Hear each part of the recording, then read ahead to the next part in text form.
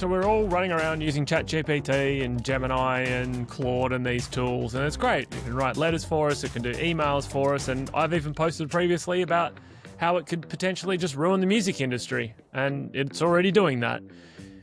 And then this Google VO comes out, and this is the third version, and I've mucked around with some deep fake technologies and it was kind of there and not really there. And then Google drops this new update and I see in my LinkedIn feed one of the most remarkable videos that was produced in about 9 hours.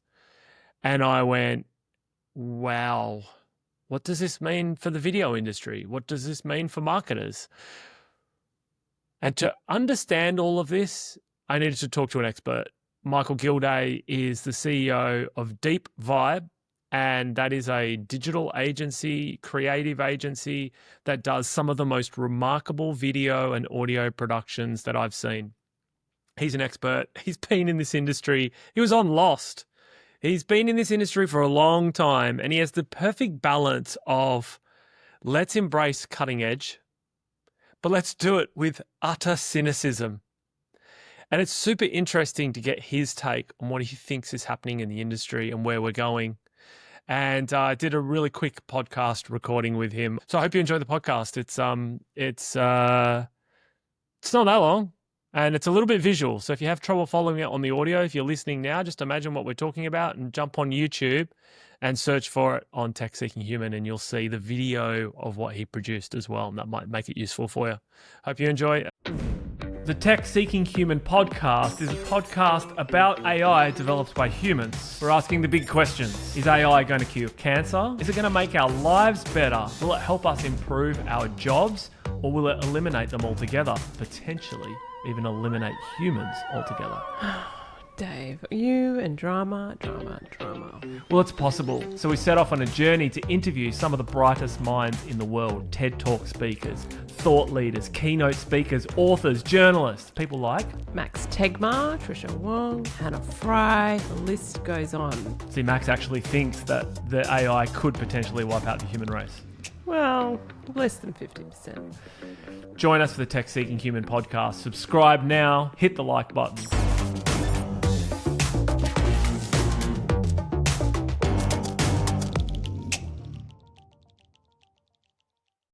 All right, Michael Gilday, how the hell are you? Good, man. I'm good. It's so gratifying to see your shiny. Oh, I do look shiny, don't I? Why is it taking you so long to do a podcast with me? I just like pretending that I like you. I don't actually like you, so it's getting over that. What prompted me to have this conversation with you? I woke up yesterday morning, opened my LinkedIn feed, saw a post from you and went, oh my God. It was like one of those moments where you see AI being applied and then you go, that changes everything. Should we just play it? Yeah, we can just play it. Let's play it and then discuss it.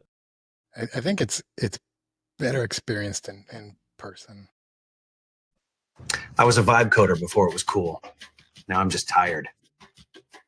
I used to write headlines. Now I vibe guide tone flows, which is marketing speak for the machine ignores me politely. We're leaning into the automation opportunity or automating the leaning. I read a blog post. It made sense at the time. One of our AI prototypes pitched a DTC shoe brand last week. It got funded. Pretty sure it's self-employed now. We tried to vibe engineer a SaaS platform.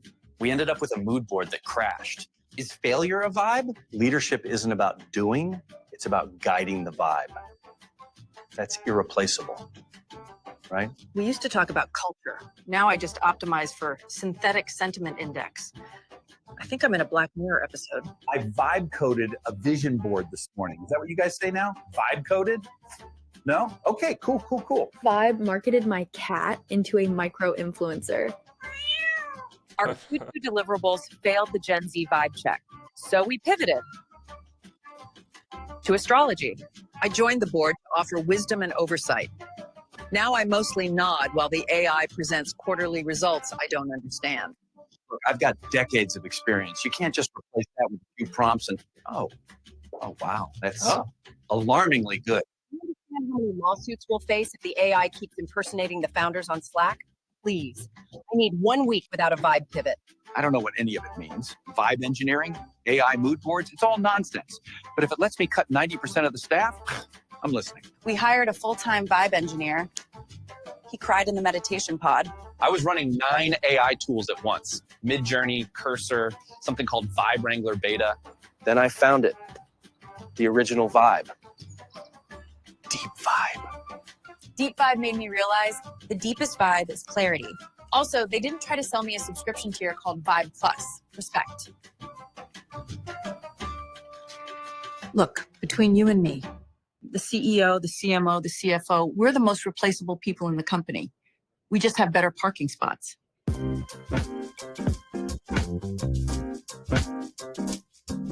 Hold on, I'm not real? I was generated by ChatGPT and VO3? So I can just become a gorilla? Why do I have 6 fingers? Mate, it is so good. And in your post, you said you spent a couple $100.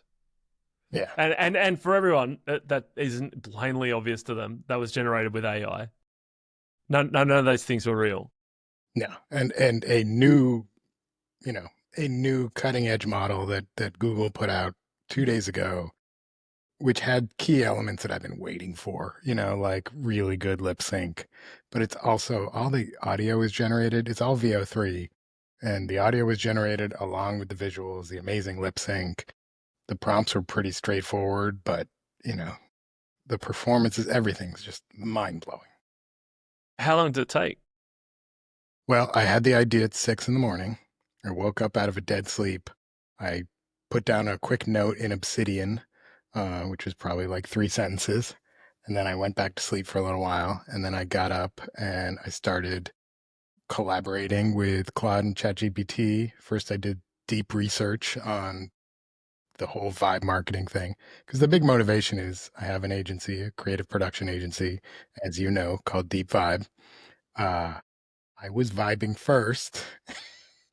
Came up with the name 3 years ago, and we started. And then in February of this year, and Andrei Karpathy of former OpenAI and Tesla fame coined the term vibe coding, and suddenly vibe, everything is everywhere. And I'm like, that's our thing. You can't come for it. First mover's advantage. So what is it? What's vibe? One of the great ways to use these generative AI tools, is to help you prototype super fast. You've got an idea and you can get to something that seems like it, or, feels like it, or has a sense, whether it's, from a dev standpoint with coding, whether it's from a writing standpoint with an idea, or, visual generation with text to video and image to video, all that stuff from a design standpoint, from a marketing standpoint. You can get from that 0 to 80 super fast. And then you can spend, your human brain power and focus on the areas that make it, that make that execution unique, or whether or not it's worth the effort, to get it the rest of the way. And so the idea of vibe creation, vibe engineering, I think is kind of awesome. We can be experimental faster. And from the creative standpoint, for creatives, like us, creativity depends on fuel, and that fuel is passion, inspiration, whatever. It's an internal thing. And if you don't figure out ways to keep stoking that flame, that fuel on that one idea, or that one project will die, you know? So our challenge is always like, how do we get to the next gate? So we keep giving it oxygen, and, we'll have thousands of ideas and, efforts and projects that'll die on the vine, and Gen AI a lot of times lets you accelerate that so you can get enough momentum that you keep that fire burning, at least till you get to a good place where you're like, okay, I've delivered something that lets me know if it's worth any effort in the future. And that's kind of amazing. Yeah, you kind of shook me with that video to go, wow, actually, here's a really unique ability to produce something really rapid, iterate on it really fast, and get people thinking about, how do we apply this? What can we do now? I appreciate that. That is huge. And I know other people that on the back of your video had also then spent an entire night actually getting inspired to create the same thing. Yeah, I mean, the response has been huge. Like, it's crazy. I could have spent weeks like making it 10% better, and making it perfect. And I was like, I just want to keep it raw and simple. And the beat's working, and what I love about the response is how many different jokes resonated with Y- different people, like different Yep. kinds of people. Like, Yep.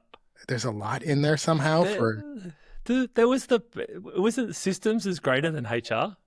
I yeah. saw that on a post-it note behind the HR lady. I thought that was hilarious. Yeah, for folks like us who have been embedded in corporate environment, and no offense to anybody or whatever, but it's funny because it's true. It paints with a relatively broad brush against all the different kinds of stereotypes that we see, especially in tech B2B, you know, businesses and marketing. But it's fun too. And it's a weird time. And I feel like the video has no answers and provides way more questions than it does answers. But it's just kind of fun too. Did you notice that? I mean, you would have, but I didn't see it the first time I watched it. But the second time I watched it, I was like, oh, wow, there's spelling errors in the background of all the visuals. And I was like, oh, yeah, this is when you can pick the AI.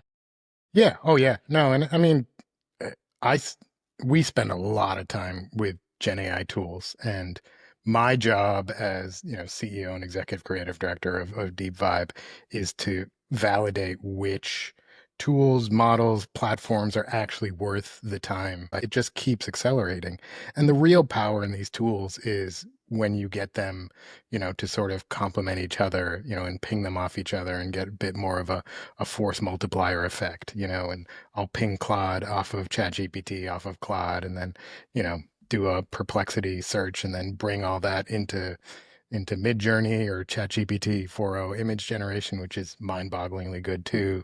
I mean, what I wanted to do with this was try to keep everything and just in Google Flow. It's a fun experiment. But we spend a lot of time using these tools, and figuring out uh, how amazing they can be, but also how Ash? really challenging they are Yeah. for real artists to, get exactly what you want. Like, we work with brands. Brands want exactly what they want. They don't kind of want it. They don't want to vibe it. Like, they want what they want. So it's great in pre-production when we're, getting into a zone. But when we get into final pixel stuff, its usefulness drops off significantly. I mean, it's almost not at all, although it's getting better. They're not taking everybody's job today. But then when you take a big leap, like, what we have in VO3, that's one of those moments where you get a little bit of pause, but I think we need to lean in as hard as we can to these tools. Us who have points of view and have experience and are talented artists, and help decide with our dollars and our attention and our time which tools actually succeed, and what sort of opportunities there are for as artists and creators to actually influence what comes out of the models. um, I think that's our only way forward to getting to a generative AI future where it's actually, human in the loop and human collaboration, and not just a bunch of garbage generated by bots. Yeah, you're right. Because it's like in most of the ways in which I've applied it as well, it gets 70 to 80% of the way there. And you said this is great for iteration. It's great for you to share with the brand, but you're not going to replace humans yet because it can't do everything that you want it to do. It's still not there yet. Because text prompting is a really inelegant way for most artists to express their intent. Like, hey, you have to be like really verbal, and you have to be a good writer, and you have to be able to think about how things are described in words, and then have a, algorithm understand that. Like, it's not great, right? Um, Whereas a lot of people are used to, they're used to drawing or painting or singing or playing, or there's just a lot of more interesting ways for people to express what they want to create and the vibe they want to make and that kind of stuff. So a lot of these tools are getting more sophisticated. But then, when you get closer to the edge models and the edge tools and the new ones, what you trade off in terms of power and what it can do out of the box, you lose in terms of the user experience, and what you can do. We spend most of our time validating all of this stuff and trying to figure out, like, my whole business, what we do is, and what everybody does, frankly, is on shifting sands. And whether it's, Yeah. 6 months from now or 6 years from now, none of our jobs are going to look the same. And if we want to stay relevant and interesting, I don't believe that sticking your head in the sand or shaking your fist at the tsunami and saying it's not fair is going to do anything helpful Yeah. for you. You No. know, you know, I executive produced the podcast that you were on, More Intelligent Tomorrow. Yeah. And I have been, Badly, but you did. So fair point. I no, have you been didn't. shaken to my core for years about the dangers of this stuff, and, we all talked about how when it accelerated, it was going to be way faster than any of us think. And it's been like 10 times faster than that. And we're not even Yes. at peak acceleration yet, Yes. So I've been in a state of existential dread for years, and I've already grieved so much, and now I'm moving on and finding purpose in like leaning in, you know? So I think that two things. One is, I've sort of given over because I have to for my soul and to find some motivation. But also I feel like there was off ramps, before we got to this point, whether it was legislation or regulation, or public sentiment or whatever. And I think we missed like all of those, Yeah. And I was hoping on Europe would do their regulation and that would impact. And I think we They just might still. I think it's too late. I think it's just the cat is out of the bag. And I tell this to everybody now. Like, we are committed to this path. We are strapped into the rocket. We're on the launch pad. It's taking off. We're going where we're going, right? Or at least the first part of the trajectory. The only way out is through. Like, so we might as well own it. But if we're, conscientious and smart and paying attention, we can help influence the navigation and where this rocket ship goes, and where we ultimately end up and how we get there. But like, are we taking off or not? I mean, either we either we blow up on the launch pad or we take off. I think we're taking off. Like, and that's scary and that sucks, but like, if you're now committed, go forward, go forth with hate. And it's so funny you say that because I didn't want to get into the pessimism so early, but we can't help it because like you said, we were doing this research a long time before any of this stuff was happening, and we had an opinion about all of it, and we knew it was coming, and we were warning about the experts who were steering us even more. Yeah, like Max Tegmark saying within the next 10 years we could potentially wipe ourselves out, like, and we just weren't listening. We just keep going. Then I look at my kids and I go, what are my kids going to do when they get older? Because none of this stuff that we're doing, and I can't help but, like, I know this is really bad. What are we all going to do? Like, it could be sold itself. It can be bought itself. Like, SAS is in trouble. I didn't want to believe it when they said SAS is dead. And you're like, it is. It's got a number on it. It's got like years, maybe a little bit longer but I just, oh my God. And you're right. You're leaning in. So I've been depressed for a bit, and then I leaned in like you, and I'm like, okay, actually, this can actually be fun too. You just rattled off. There's probably people listening to the podcast now going, what the hell? Like Claude, Midjourney, ChatGPT, Sora, VO, this model, that model, Perplexity, and this is all language that like didn't exist. We're like speaking a different language. And we're working completely different. So we speak differently. We execute differently. The world is different. I come from a traditional background, but I started making content. I started in video production and post-production, advertising and marketing, in the mid 90s when we were first transitioning from a fully analog world to a connected digital world, and that was an insane transition. Like we will be the only generations of people that straddled, an only analog world to like a fully digital connected world, which is fascinating. That transition was very disruptive, but like I was at the beginning of my career. I think you're, in our age range, so you were, around the same, and like, it was a wildly exciting time for us. This transition is like that, only 1,000 times more disruptive. Anybody who tells you they know what's going to happen is lying through their teeth. They're a con artist and you should walk away. There are things that, there's indicators, but like it changes every week. Right. But I I do feel particularly bad for the young folks, because I think that, and I'm on the board of advisors for my alma mater, Emerson College, and every young person I can grab the ear of, I say, You're doomed. lean.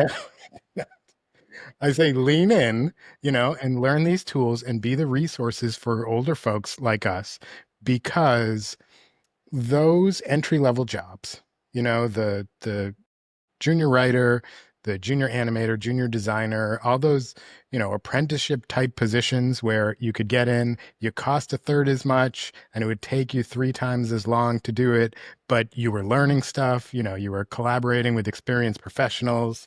Yeah, it was a great transfer of knowledge and value and information. And at the end of it, you had things, you had experience and you had knowledge and you had ability to discern craft and that kind of stuff, and some specific tools that you could use. And that was a great, exchange.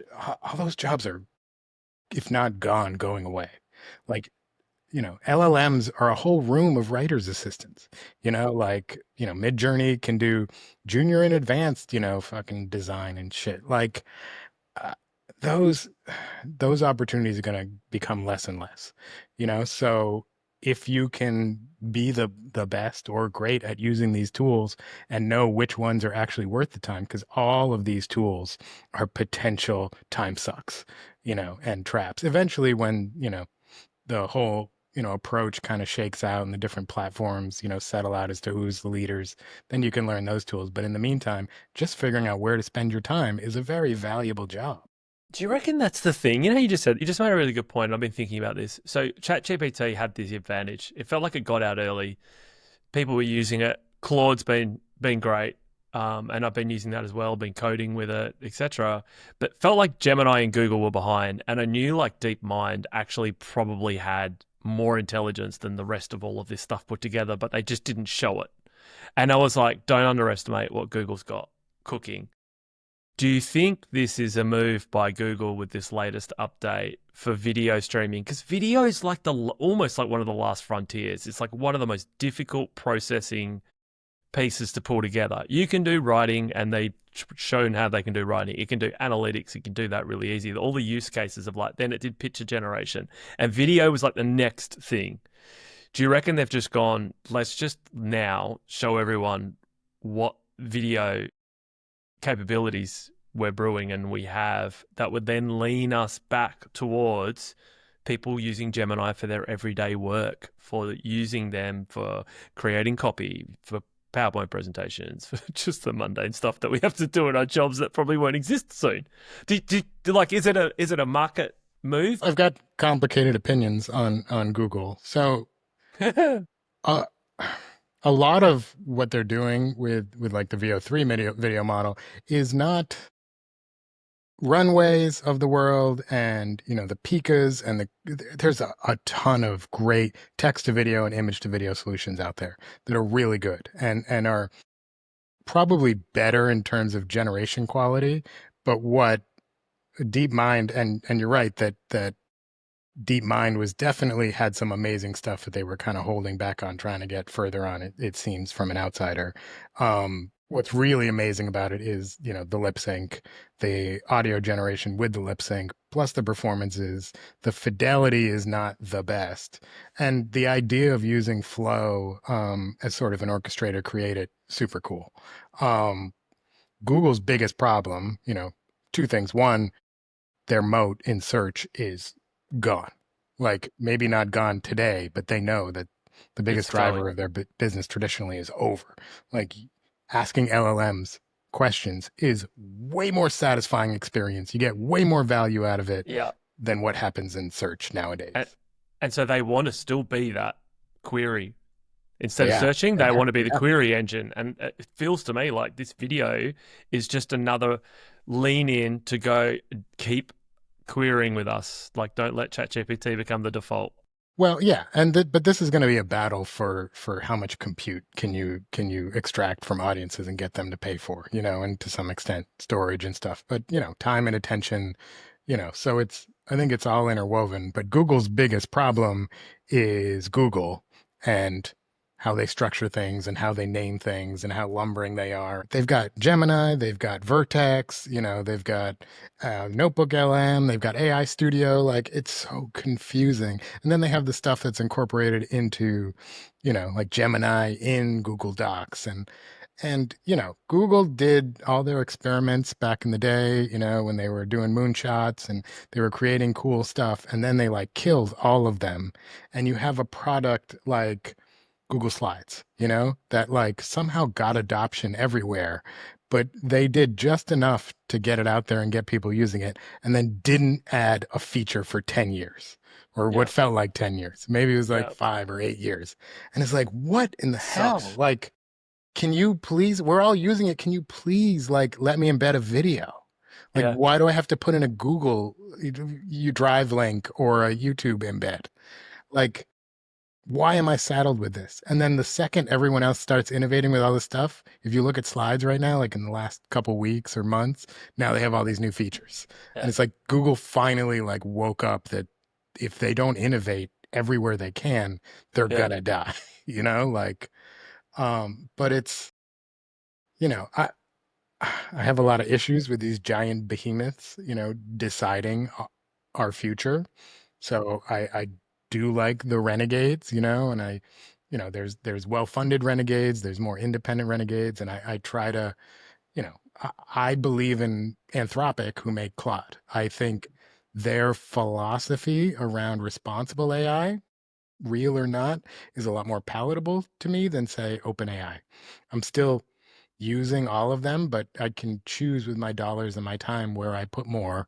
And I think Claude is also incredible for coding, and I'm able to do things now that I was convinced my whole life I'd never be able to do, with Claude, holding my hand and us going into the depths of development together, like that's amazing. But Google definitely rushed out VO3 and Flow. Like, there was features that were like, coming soon, because this week apparently is everything's dropping. And, OpenAI going out with Johnny Ive and saying, we're going to start the products of the future, even though we don't even have a product, but we're going to pay $6 million to buy the company. Like, there's a lot of jockeying for position right now. But there's also amazing things happening. And, That was weird, that Johnny Ive thing. Like, I just got bad. So you talk about vibes. I got bad vibes. Like, I watched that documentary video thing, and I'm like, what is this? Like a Netflix documentary of a company acquiring another company? And why are they sitting at the bar like that? And he's walking down the street, and they filmed all of this. And I'm like, it's like they think tech's a religion and they're gods. And I'm like, it makes me sick, and I just feel like, maybe that's the Australian in me that's just like, nah, man, I want you to fail, actually, after watching this. This is just ego. I hate it. I mean, I think that's refreshing. Like, because What, my opinion or their documentary? No, your opinion, your take on it, your visceral take on it, because I'm so American and I'm so steeped in marketing that I just kind of look at the details of it as well shot, and like, but I mean, but just the overall feel. But I do know Sam Altman does not have a great reputation, and he's trying to rehab it, like through stuff like this, and having Johnny Ive say that, he's seen into Sam Altman's soul and he wants to save the world is good, but I get lost in the TikTok of it. Like, I don't step back and go, yeah, it is kind of gross. I did. I watched like about 30 seconds. I completely just tuned out from what they were saying. I thought, I'm not interested in what they have to say. Just come out with your product and tell us when we're ready. I just think it's so much ego. It's a strange phenomenon, like an open source company that then became a private company that then bought a company, like a friend's company, and that weird photo of them together, like look like John Lennon and what was the other one again? His wife, Yoko Ono. It looked like them, and I'm just like, what is this? This is just weird. Sorry, nah, I'm Claude all the way. Then, if this is what's going to be like, I'm sorry. Changing the channel. It's such a strange time, and trying to discern hype from reality, is just going to continue to get harder. So at this point, we spent another 25 minutes talking about the different ways in which you can prompt, chat, query in order to create the video. But I thought what would be more interesting, and we're all time poor, was just cut to the chase. Actually, how good is it this VO3 being able to understand humor and emotion and then deliver the output that Gilday needed to create the video, as you're about to find out, was pretty quick. And some of the jokes landed very quickly and very easily. Imagining the scenes and what the possibility was, you know, and like all that stuff just made me get to the final vision faster, you know? Yeah, So, it's interesting. yeah, Giving you like an emotional connection, and you like get some inspiration for like, okay, this is what I wanted to do. I can see it. I get it. yeah, like the vineyard shot, like, you know, That was awesome. you've seen it, I've seen it, you know, So good. like, and it made for just, I mean, that's the great thing about humor is a great way to take truths and embed them deeply in someone's psyche before they realize that they've been stabbed, you know, like, and it's funny because it's true, and they pay Yeah. attention, you know, and in terms of like the pacing of the humor in the video, like when I got, you know, near the end, I was like, I don't have many of the funny jokes up front. Like, what if no one watches, you know, like, because they kind of gradually rise and they're kind of a little bit of a smirk at first, but I think it's enough that it keeps you paying attention, you know, like, Yeah. and then the jokes kind of get funnier and a little weirder and more out there. Pace was good. It was good, you know, like, And then the gorilla was like, because I just finished watching Robbie Williams. I was on the plane. I wouldn't normally you watch watched it. the movie? Yeah. Oh my God, please tell me. Of the gorilla. And he's a gorilla.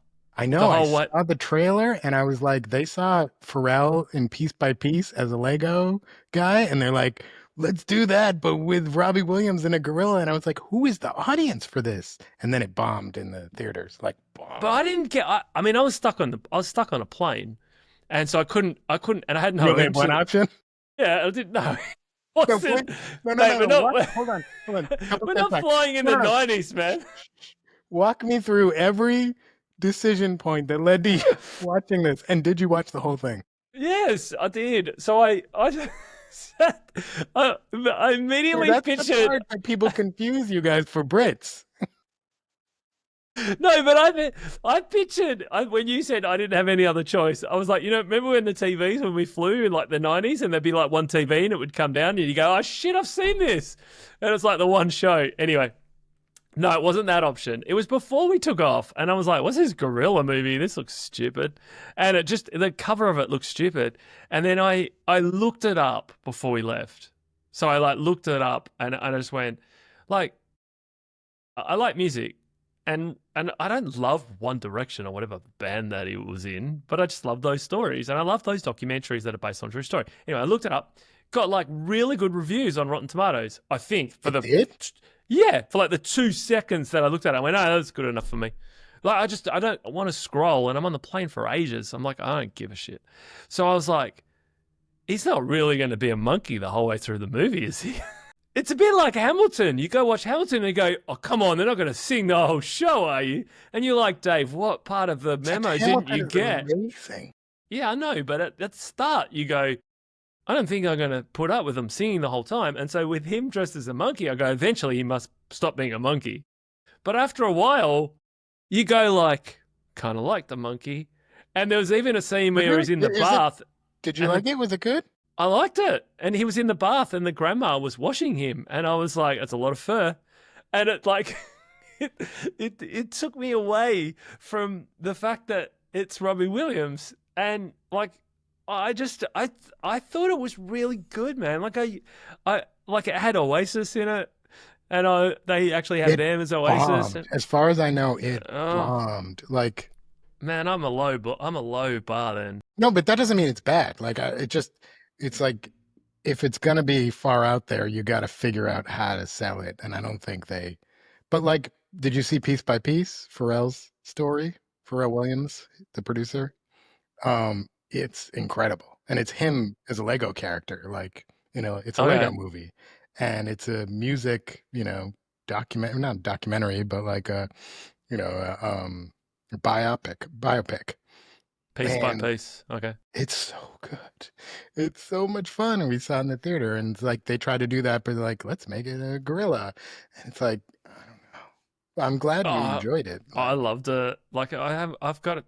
You didn't just sit there looking at like the CGI and how weird it was the whole time. Like Yeah, you were able to I like transcend that that. though. And I liked it. I thought scenes were yeah, funny. I goes, I'm not shaming. this is so funny. And then like it goes through your head at some point, and he meets up with this like really good looking girl, and he's a monkey. There's You're going like, bestiality in I the wonder film. what. Yeah, and you're going, I wonder what she finds attractive. And then you go, no, that's right. It's actually Robbie Williams. He's not a monkey. And I go, but it looks like a monkey. And I go, gee, the Very monkey good of can you. dance well. And that's just why I think in my head, I've always had this fascination of the idea of like the ultimate party for me is a double decker bus and everyone dressed up in suits like that, like all of the Muppets. And we just got Muppet Show music playing, and we're just sipping cocktails, and listening to really weird drinks, and we're just driving around in a double decker bus. Like that for me is heaven. That's like one of the greatest things ever, which is weird. Now we So know what to get you for your birthday. yeah, well, but I need other people to be in the suits. I can't be the only one. I don't want to be the Robbie Williams monkey. Sometimes I feel like that. I do. I feel like I'm the weird one, and I don't mind. But it'd be cool if everyone else was doing it too. That's so egocentric, though. We're all weird. Some of us hide it better than others. You know what? One question I did have for you. Do you reckon, like, you know how everyone goes to share these videos and they share it, like what you said actually about, like, okay, so art is often a replication. Like, no one's really coming up with anything innovative and original. It's always like something else. You're building on something else that someone else has done. Is it going to be a case of like, you did your video first, right? So it's like, did I see this for the first time? Like, oh my God, this is amazing. If someone else goes to do it, is it going to look the same? No, well, but I didn't do it first. Someone the day before, so someone Not 2 one days day. ago. Yeah, but someone did a testimonial type video. It was people on like a convention room floor talking about cars or something. And that was enough to get me to understand that, wow, I can do like a mockumentary kind of approach with, pretty realistic sounding stuff. I mean, we all overestimate our originality. Cool, for Like sure. all of us. Like it's so human and so egotistical. Like we are all just a synthesis of all the amazing influences that we've taken in throughout the course of our lives. And there are no original ideas, but there are new ways to remix it and recontextualize it, like. And really, these tools are just an evolution of, remix culture, DJ culture, sampling, like we are becoming cultural critics and other, like mixed media and like we are becoming, cultural critics and figuring out ways to remix culture and experiences and art. And Gen AI is the newest way to do that. But like to pretend like your intellectual property that you're protecting is completely original is insane. When you look at music, there's only 12 notes, in Western music. Like, and, your pattern of of which notes to play when and what rhythm is so unique that it's a melody. Come on. Like, that's how business is defined. I mean, we should honor, inspiration. We should honor, George Clinton or, you know, or I don't know, Steven Spielberg or, whoever, like, Bad Brains, like any of the influences that got us to where we are and be open about that. But we're all synthesizing stuff in new ways and these are just tools to do that as well. And they are replicating what humans do already unconsciously, but at scale, and Yeah. kind of evening it out a lot more. And there's a lot of talented like I hate the fact that they came for the poets and the Yeah. makers of pretty pictures first. Yep. Like, I hate that. I understand why, in terms of natural language processing, why some of those were some natural first steps, but I hate that they came for us first. I think there's much Yeah. grosser jobs, that they could be automating that are of value to all of society. I hate that they came for us, but they did. Yeah. Like accounting and law is the first two that come to mind. A law, Go exactly. Like go for it. yeah, taxes, Taxes and that's law. It's all accounting rule and based. law. Yeah, is there a thing that is more of a ripoff, more of a scarcity of knowledge, allows us to make more money off of you, and can be automated so fast? Like there isn't. Those are two amazing examples, and instead they came for us, which was a harder problem. But They're not there yet. Yeah, but I fuck that. I take that as a challenge. I'm like, you're gonna try to take my thing. Well, I'm gonna take your thing, and I'm gonna do it in a way that you couldn't. And that's, fuck you. Like, I'm punk rock about this shit. Like, you can flip my script, and guess what? I can flip your script back. Like, I'm that good, and I know people that are that good, and we're gonna take this challenge, and we're gonna subvert the hell out of it, and we're gonna make it what we want it to be. And we're gonna push back on your, big corporatocracy. Am I naive? Probably. I don't know.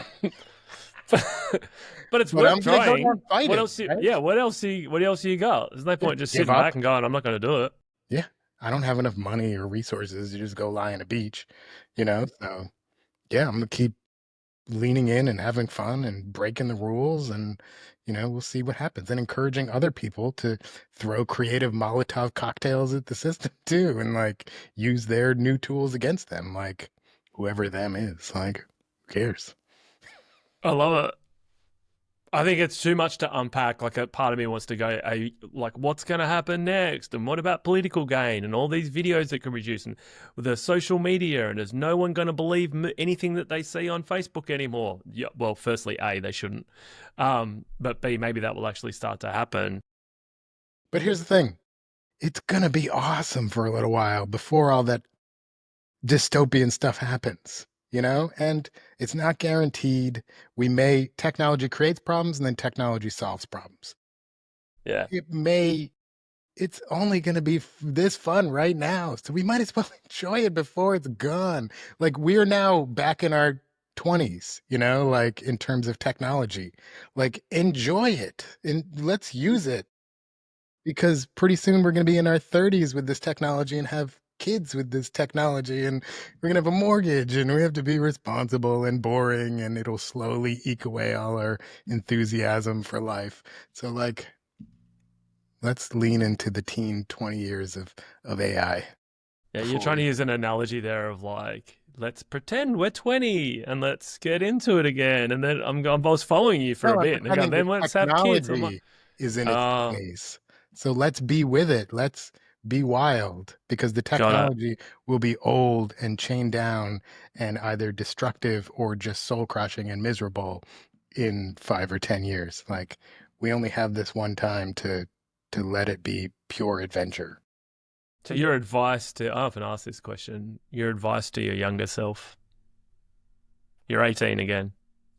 What advice would you give to yourself? Do the same thing I did last time. Like, when what's that? Like, start a band, smoke heaps, be disruptive. Wait, were you there? I did all those things. Yeah. I mean, if you look back, none of the choices I made were great, and I hate entropy, right? So I'm one of those guys. The longest I've ever worked at a job was 3.5 years. Yeah. Even though I've been working professionally for 25 years.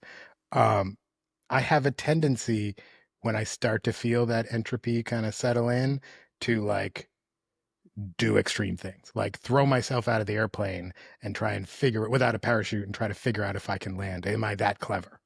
And sometimes I go splat and I like hurt myself for a few years, right?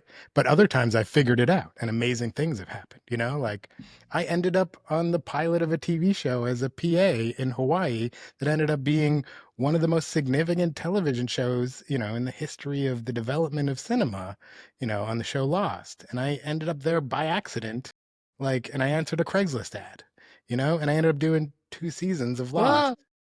Yeah, did you not know I worked on Lost? I didn't know that. Everybody knows. I talk about it. See, we didn't have Lost in Australia. We didn't have the no, we did. It was huge in Australia. I loved it. I lost weeks of my life. I was on the show. My wife and I, we started the Dharma Initiative. I played Gerald DeGroot. Anyway, my God. We'll talk about it. This is, oh my God, I didn't know this. I was 27 and I started over my career. I was working in radio and kind of sucking wind. I was a DJ in Hawaii, and I answered a Craigslist ad and I went, back to the bottom as a PA on the pilot, what ended up being the most expensive pilot in the history of television at the time. And that became Lost. And I ended up getting the union and working the show for the first 2 seasons. And I learned so much from 30-year veterans. But like, there was no plan there. Like I didn't plan for that to happen. It just happened, and it ended up having a giant significant impact on my career. But you know, I get my social security statement, like how much you've paid into the system. And this is in the weeds here and personal information, but you look and my numbers are like good, like down to $3,000 one year in income, and then like, $150,000. And this is like late 90s, early aughts. Like it's just like up and down. Like it makes no sense.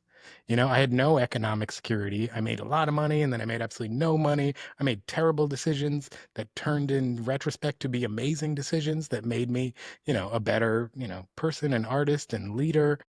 But You I wouldn't don't know. change it. I YOLO'd so much of it. So I think I'm ready Yellowed. for this.